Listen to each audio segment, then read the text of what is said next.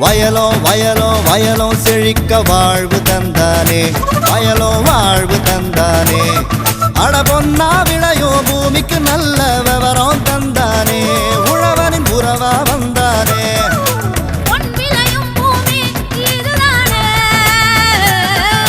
வயலோ வயலோ வயலோ செழிக்க வாழ்வு தந்தானே, வயலோ வாழ்வு தந்தானே. அட பொன்னா விளையோ பூமிக்கு நல்ல விவரம் தந்தானே, உழவனின் உறவா வந்தானே. தந்தன தந்தன தன தந்தானே, மண்வள பொங்கிட துணை வந்தானே. தந்தன தந்தன தன தந்தானே, மண்வள பொங்கிட துணை வந்தானே. வணக்கம் வேளாண் பெருமக்களே, இன்றைய பொன் விளையும் பூமி நிகழ்ச்சியில் முதலில் வருவது வேளாண் செய்திகள், வேளாண் சந்தை நிலவரம் மற்றும் வேளாண் மண்டலங்களின் இன்றைய வெப்பநிலை குறித்தும், தொடரும் வேளாண் தொழில்நுட்ப பகுதியில் மானாவாரி நெற்பயிர்க்கான ஒருங்கிணைந்த பூச்சி மேலாண்மை குறித்து ராமநாதபுரம் வேளாண் அறிவியல் நிலைய பூச்சியல் துறை உதவி பேராசிரியர் முனைவர் ஜே ராம்குமார் அவர்கள் தரும் விளக்கத்தினை காணலாம். இனி வருவது வேளாண் செய்திகள். வணக்கம், வேளாண் செய்திகள். முதலில் வருவது மாத்தி யோசிச்சேங்க. இயற்கை முறையில் சப்போட்டா சாகுபடியில் வெற்றி கண்ட விவசாயி ஏ கணேசன் தரும் செய்தி. வேளாண் ஆலோசனை நேரத்தில் பாரத பிரதமரின் ஆயுட் பாதுகாப்பு திட்டம் குறித்து சென்னை இந்தியன் வங்கியின் தலைமை அலுவலக பொது மேலாளர் ஆர் மணிமாறன் அவர்கள் தரும் விளக்கம். தொடர்ந்து வேளாண் சந்தையில் தமிழ்நாட்டில் உழவர் சந்தையில் காய்கறிகளின் இன்றைய சராசரி விலை நிலவரம், வேளாண் வானிலையில் காவிரி டெல்டா மண்டல மாவட்டங்களுக்கான வானிலை அறிக்கை மற்றும் திருவள்ளூர் மற்றும் விருதுநகர் மாவட்டங்களுக்கான வேளாண் அறிவுரை, உழவர் மற்றும் மீனவர்களுக்கான வானிலை முன்னறிவிப்பு. விரிவான செய்திகள். மாத்தி யோசிச்சேங்க. இயற்கை முறையில் சப்போட்டா சாகுபடி செய்து வெற்றி கண்ட மதுரை மாவட்டம் வாடிப்பட்டி தாலுகா சுக்கம்பட்டி பாலமேடு கிராம விவசாயி ஏ கணேசன் அவர்கள். இவர் மதுரை வேளாண் அறிவியல் நிலைய வழிகாட்டுதலின் பேரில் ரகங்கள் தேர்வு, பயிர் இடைவெளி மற்றும் உர மேலாண்மை போன்ற தொழில்நுட்பங்களை பின்பற்றி தனது வருவாயினை உயர்த்தி கொண்ட இவரின் அனுபவங்களை நம்மிடம் கூற கேட்டபோது,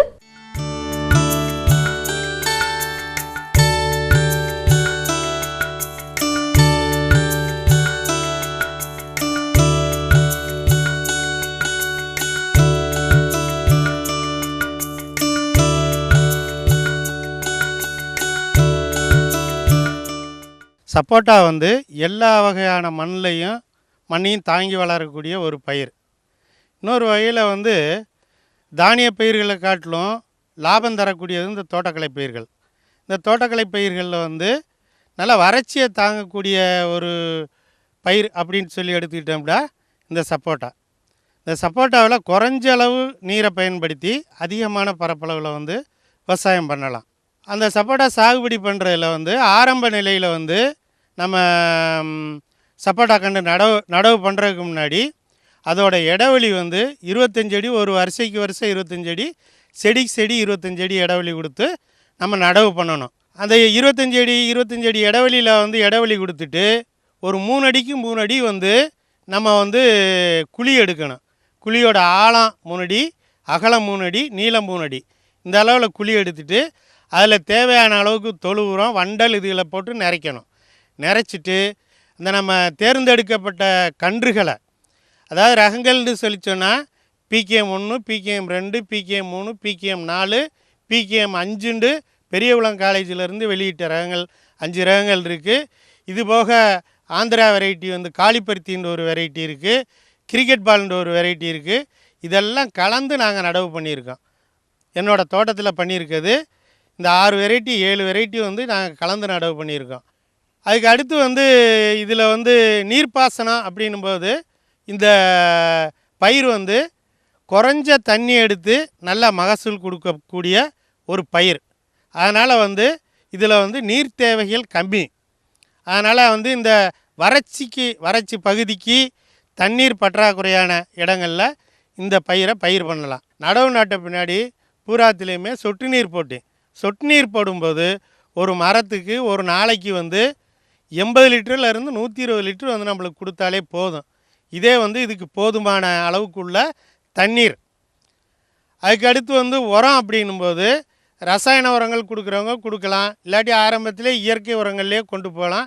என்னோடய பண்ணையில் நான் இயற்கை உரங்கள்லேயே இயற்கை விவசாயத்தையும் நான் பண்ணிக்கிட்டு இருக்கேன். அதனால் நான் வந்து ரசாயன உரங்களுக்கு நான் போகலை. அதிகமான பூச்சி தாக்குதல், நோய் தாக்குதல் இந்த சப்போட்டாவை பொறுத்தளவில் அதிகமாக இல்லை. அதனால் அதையும் தவிர்த்துடலாம். சாதாரணமாக வந்து வேம்பு கரைசல் வந்து தெளித்தாலே போதும். வேப்பங்கொட்டை கரைசல் இல்லாட்டி வந்து வேம்பு எண்ணெயை வந்து நம்ம தண்ணியில் கலக்கிற மாதிரி ரெடிமேடாக ப்ரைவேட் கம்பெனிக்காரவங்க வந்து தயார் பண்ணி வச்சுருக்காங்க. அதில் 2% இருக்கிற மாதிரி நம்ம வந்து அந்த வேம்பு கரைசல் தெளித்தாலே போதும். அதே வந்து நம்மளுக்கு பயிர் பாதுகாப்பாக வந்துடும். மகசூலில் வந்து ஏறத்தாழ ஒரு மரம் வந்து 200 கிலோவிலேருந்து 250 கிலோ காய்க்கக்கூடிய ஒரு தகுதி இந்த மரத்துக்கு இருக்குது. இப்போ மகசூலை பொறுத்தளவில் எப்போ இருந்து நம்மளுக்கு கிடைக்கும்னு சொல்லிச்சோன்னா 3 வருஷம் 4 வருஷம் தெரியுது. ஆரம்பத்தில் வச்ச உடனே பூக்க ஆரம்பிக்கும். அந்த பூக்களை வந்து நம்ம கன்றோட வளர்ச்சிக்காக வந்து அந்த பூக்களை எல்லாம் வந்து எடுத்து விட்டுறணும். ஒரு 4 வருஷம் கழித்து வந்து நம்ம வந்து மகசூலுக்கு விடலாம். 4வது வருஷத்தில் வந்து ஆரம்பிக்கிற மகசூல் வந்து இப்போ வந்து இந்த நீங்கள் பார்த்துக்கிட்டு இருக்க மரம் வந்து 22 வருஷம் 22 வருஷம் மரம். 22 வருஷத்து மரத்தில் தான் வந்து ஒரு 200 கிலோவிலேருந்து 250 கிலோ கிடைக்கின்றது. அடுத்து விற்பனை வாய்ப்பிடும்போது இப்போ எங்களுக்கு பக்கத்தில் மார்க்கெட்டும் மதுரையில் வந்து இருக்குது. நாங்கள் மொத்த விலைக்கு தான் நான் அனுப்பிச்சிட்ருக்கேன். ஒரு சில விவசாயிகள் வந்து நேரடியாக சில்லறை விற்பனையும் பண்ணிக்கிட்டு இருக்காங்க. நல்ல மகசூல் கிடச்சிருக்கு. நல்ல மகசூல் கிடச்சிருக்குன்னு சொல்லி அஸ்பி கம்பெனி அவார்டு கூட வந்து கொடுத்தாங்க. அதனால் அந்தளவுக்கு சிறப்பாக வந்து காய்ப்பு தன்மை இந்த சப்போட்டாவை பொறுத்தவரை நல்லாவே இருக்குது. அதனால் இயற்கை விவசாயத்துக்கு ஒரு ஏற்ற பயிர். மேலும் விவரம் பெற விவசாயி ஏ கணேசன் அவர்களை 99 43 42 25 11 என்ற கைபேசி எண்ணில் தொடர்பு கொள்ளலாம். இனி வருவது வேளாண் ஆலோசனை நேரம்.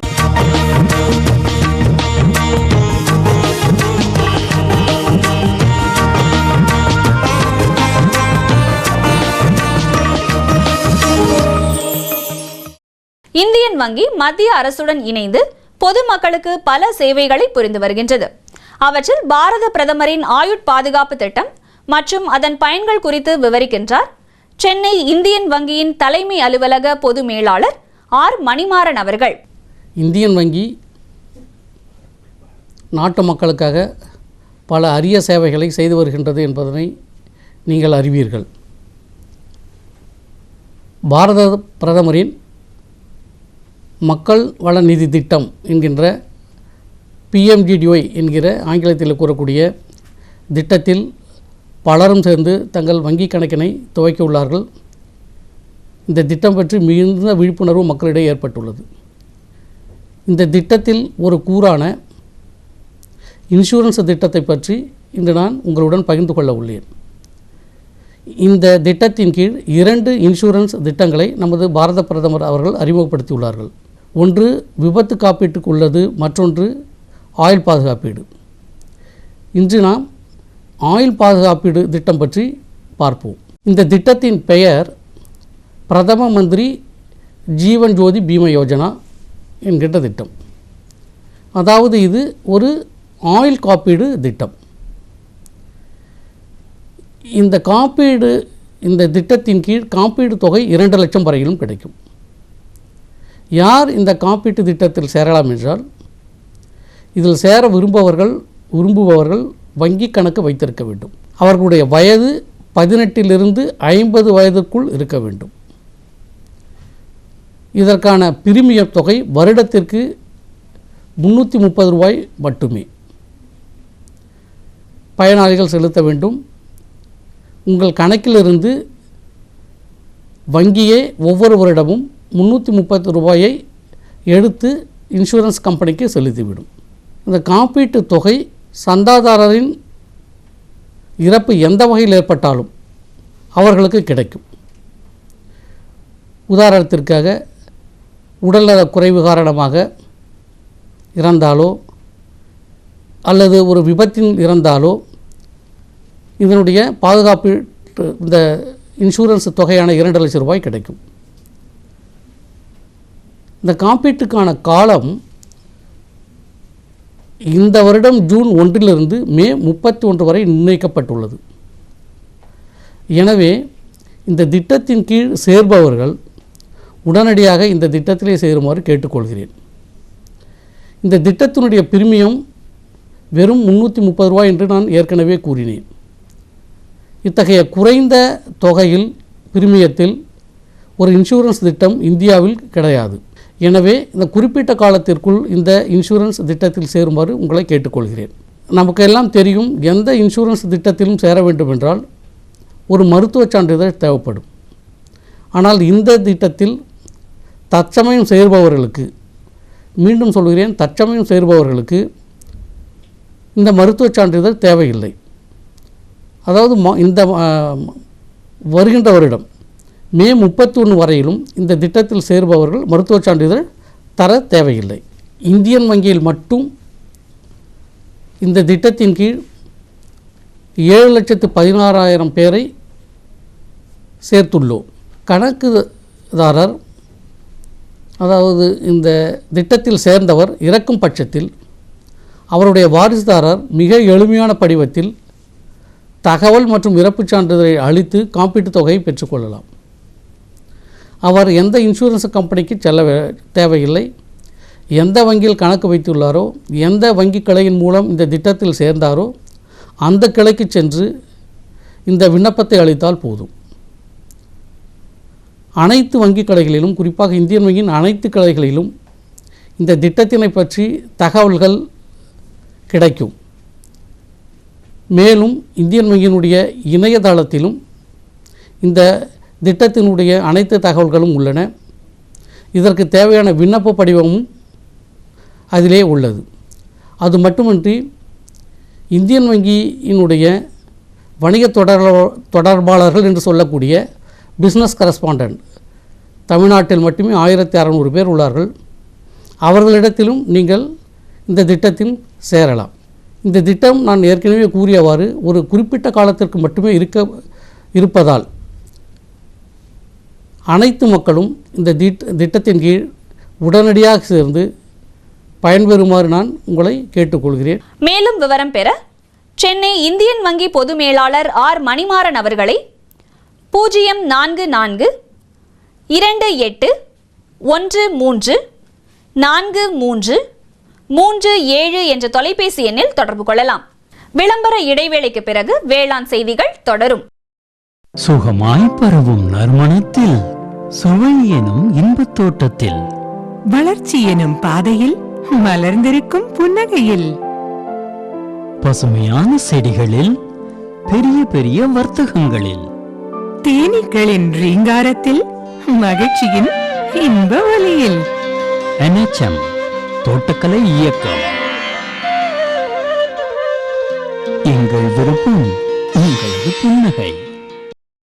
இனி வருவது வேளாண் சந்தை.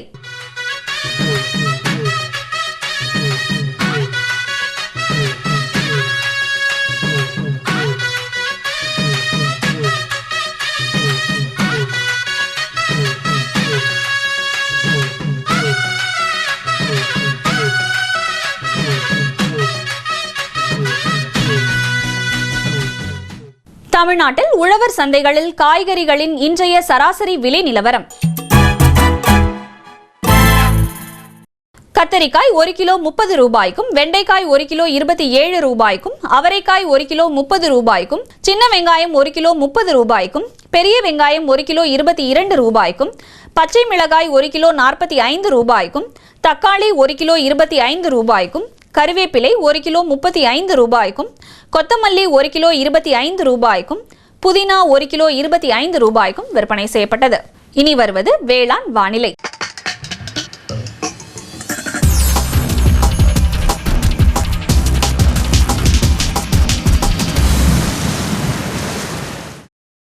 காவிரி டெல்டா மண்டல மாவட்டங்களான திருச்சி, பெரம்பலூர், கரூர், தஞ்சை, திருவாரூர், நாகப்பட்டினம், கடலூர், அரியலூர் ஆகிய மாவட்டங்களில் காற்றின் வெப்பநிலை அதிகபட்சமாக 30.7 டிகிரி செல்சியஸாகவும் குறைந்தபட்சமாக 20.9 டிகிரி செல்சியஸாகவும், காற்றின் ஒப்பு ஈரப்பதம் 60.5%ஆகவும், காற்றின் வேகம் மணிக்கு 2.8 கிலோமீட்டர் ஆகவும், மண்ணின் ஈரப்பதம் 15 சென்டிமீட்டர் ஆழத்தில் 18.1%ஆகவும், மண்ணின் வெப்பநிலை 15 சென்டிமீட்டர் ஆழத்தில் 24.9 டிகிரி செல்சியஸாகவும், மழையளவு பதிவில்லை.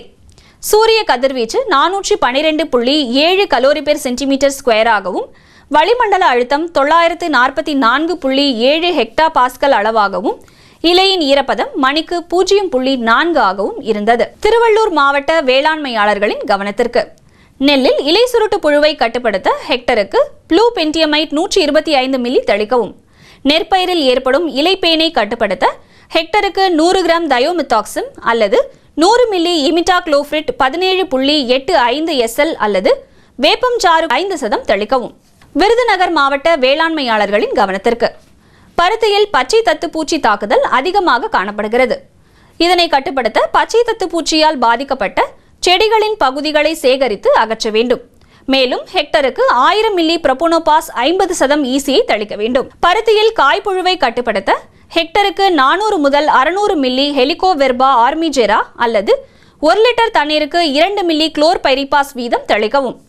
மிளகாய் பயிரில் பூக்கும் தருணத்தில் ஏற்படும் நைட்ரஜன் குறைபாட்டை போக்க ஹெக்டருக்கு நைட்ரஜன் 25 கிலோ இட்டு மண் அணைத்தல் வேண்டும். வானிலை முன்னறிவிப்பு.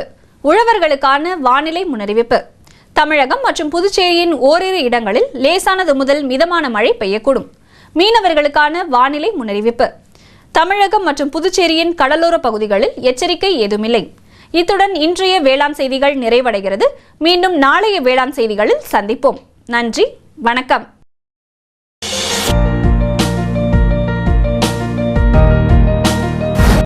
வேம்பு கலந்த யூரியா.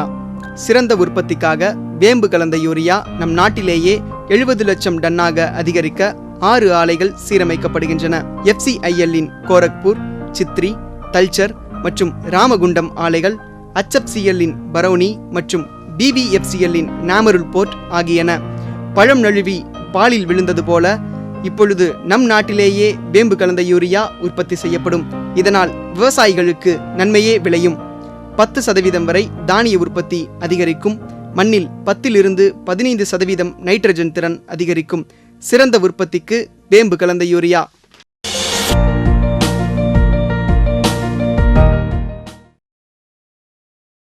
நமது பொதிகையில் வியாழந்தோறும் பிற்பகல் 12:05 முதல் 1 மணி வரை வேளாண் களம் நேரலை நிகழ்ச்சி.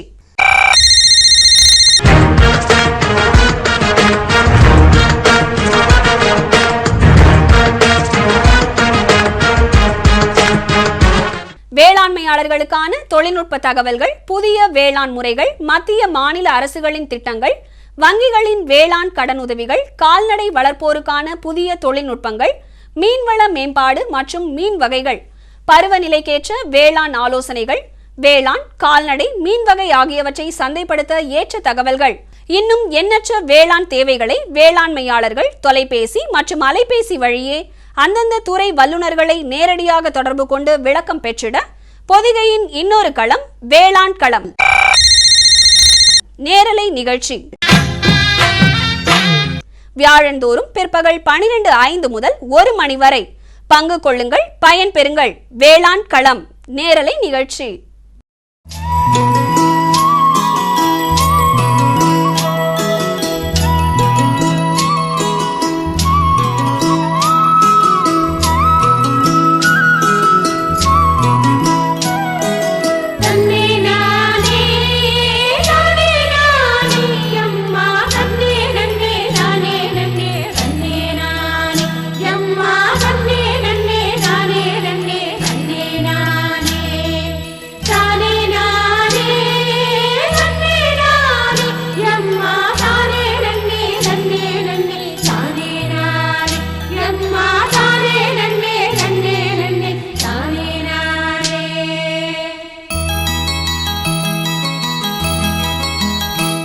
ராமநாதபுரம் மாவட்டத்தில் மானாவாரி நெற் சாகுபடி அதிக அளவில் பயிரிடப்படுகின்றன.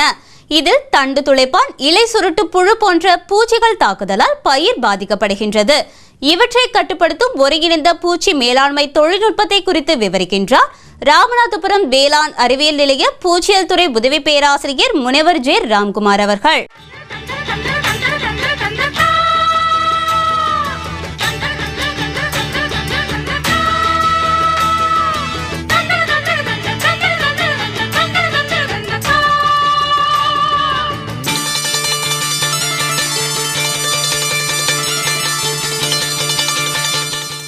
இப்போ நெல் விதைப்பு நம்ம மாவட்டத்தை பொறுத்த வரைக்கும் நேரடி நெல் விதைப்பு தான் நம்ம விவசாயிகள் வந்து அதிகமாக செஞ்சுக்கிட்டு வர்றீங்க.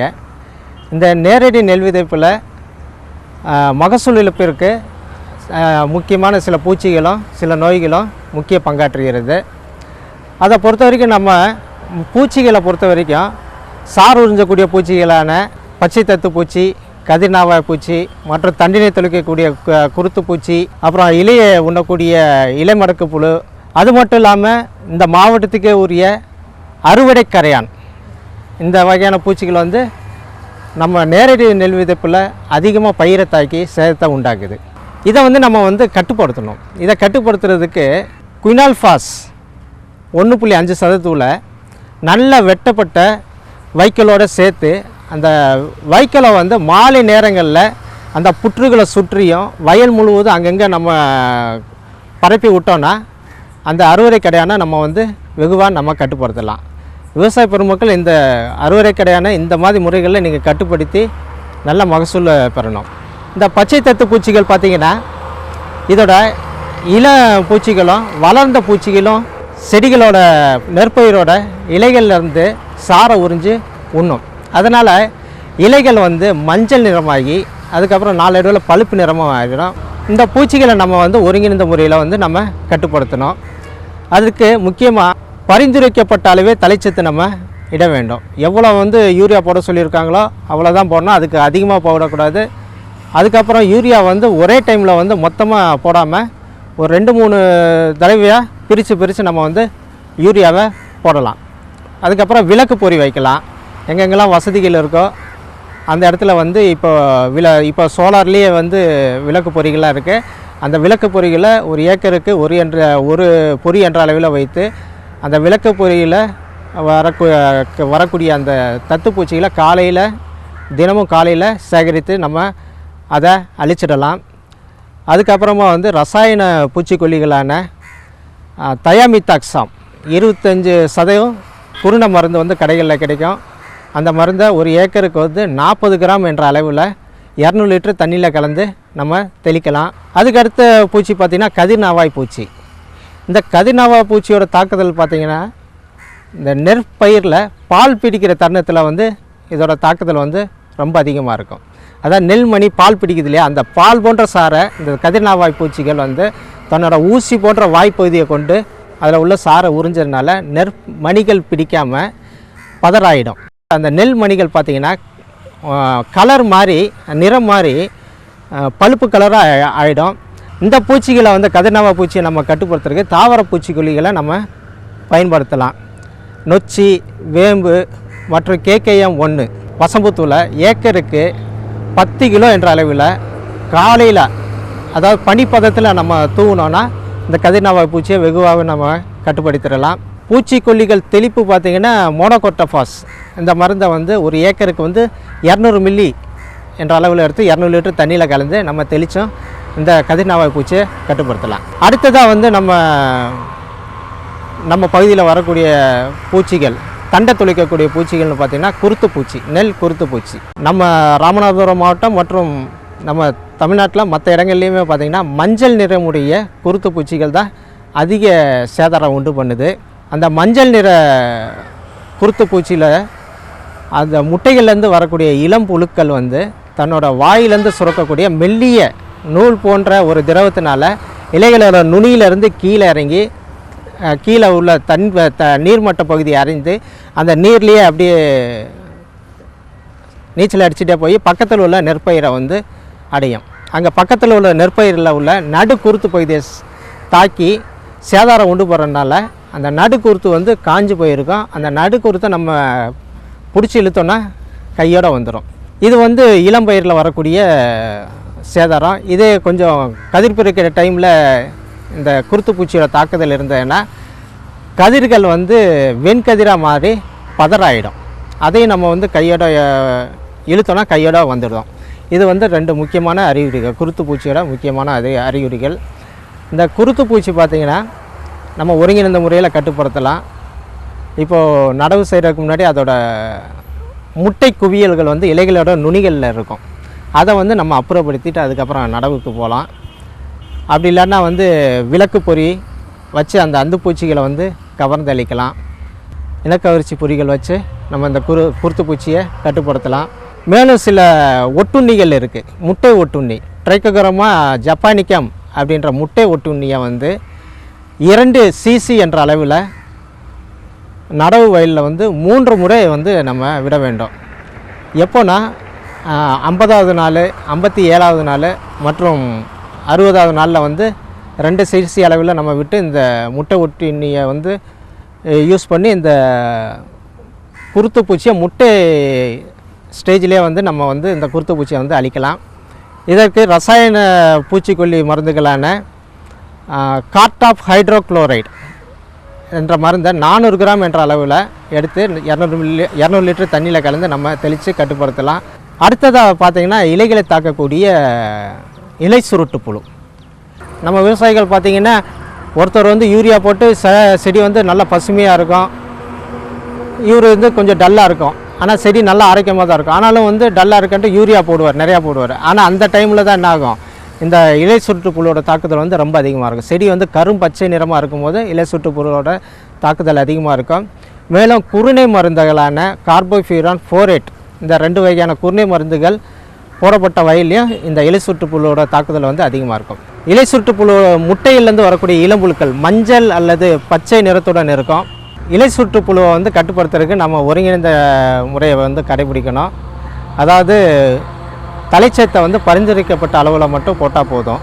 அதுக்கு வந்து பச்சை வண்ண அட்டைகள்லாம் இருக்குது, அதை வந்து யூஸ் பண்ணி வந்து நம்ம தலைச்சத்து வந்து எவ்வளோ பயிருக்கு தேவையோ அந்த அளவு போடலாம்.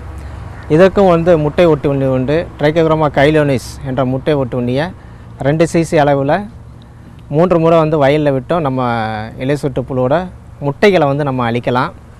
ரசாயன பூச்சிக்கொல்லிகளான கார்டாப் ஹைட்ரோக்ளோரைடு இந்த மருந்தை 400 கிராம் அளவில் 1 ஏக்கருக்கு வந்து நம்ம தெளித்து வந்து கட்டுப்படுத்தலாம். இந்த வேளாண்மை பல்கலைக்கழகன்றது விவசாய பெருமக்கள் உங்களுக்கு எப்போதும் உதவ காத்திருக்கிறது. இது தமிழ்நாடு வேளாண்மை பல்கலைக்கழகத்தோடு சேர்ந்த ஒரு நிறுவனம். இந்திய வேளாண் கழகத்தினால் நிதி உதவி பெற்று இங்கே செயல்பட்டுக்கிட்டு இருக்குது. எங்கள் அலுவலகத்தின் கதவு விவசாய பெருமக்களுக்கு உங்களுக்கு எப்போதும் தெரிந்திருக்கும். மேலும் விவரம் பெற முனைவர் ஜே ராம்குமார் அவர்களை 045672305250 மற்றும் 232639 என்ற தொலைபேசி எண்களில் தொடர்பு கொள்ளலாம். பிரதம மந்திரி வேளாண் நீர்ப்பாசன திட்டம் விவசாயிகளின் நன்மையை நோக்கிய முன்னேற்றம். பிரதம மந்திரி வேளாண் நீர்ப்பாசன திட்டம் ஒவ்வொரு வயலுக்கும் நீர், ஒவ்வொரு துளியிலும் அதிக விளைச்சல். சரியான நீர்ப்பாசன முறைகள் மற்றும் நீர் பாதுகாப்பின் புதிய தொழில்நுட்பங்களுடன் பூமியின் நீரளவு அதிகரிக்கும். வட்டார அளவில் நீர்ப்பாசன திட்டங்கள் நடக்கும். நீர்ப்பாசனமற்ற இடங்களிலும் நீர் பாய்ச்சுவதால் உற்பத்தி அதிகரிக்கும். இந்திய அரசின் மாபெரும் திட்டம் பிரதம மந்திரி வேளாண் நீர்ப்பாசன திட்டம். 20/1/2016 புதன்கிழமை அன்று பொன் விளையும் பூமி நிகழ்ச்சியில் மாத்தி யோசிச்சேங்க. மதிப்பூட்டப்பட்ட பொருட்கள் தயாரிப்பு மூலம் வெற்றி கண்ட வேளாண்மையாளர் மதுரை மாவட்டம் விஸ்வநாதபுரம் பகுதி தொழில் முனைவோர் CG ஹேமாமாலினி அவர்கள் தரும் செய்தி. வேளாண் ஆலோசனை நேரத்தில் அடல் ஓய்வூதிய திட்டம் குறித்து விவரிக்கின்றார் சென்னை இந்தியன் வங்கி தலைமை அலுவலக பொது மேலாளர் ஆர் மணிமாறன் அவர்கள். வேளாண் தொழில்நுட்ப பகுதியில் கடலோர உவர் ஆராய்ச்சி நிலையத்தின் ஆராய்ச்சிகளும் விரிவாக்கமும் குறித்து ராமநாதபுரம் வேளாண் அறிவியல் நிலைய கடலோர உவர் ஆராய்ச்சி மைய உழவியல் துறை பேராசிரியர் முனைவர் ஆர் துரைசிங் அவர்கள் தரும் விளக்கம் ஆகியன இடம்பெறும். மீண்டும் நாளைய பொன் விளையும் பூமி நிகழ்ச்சியில் பல புதிய தகவல்களோடு சந்திப்போம். நன்றி, வணக்கம்.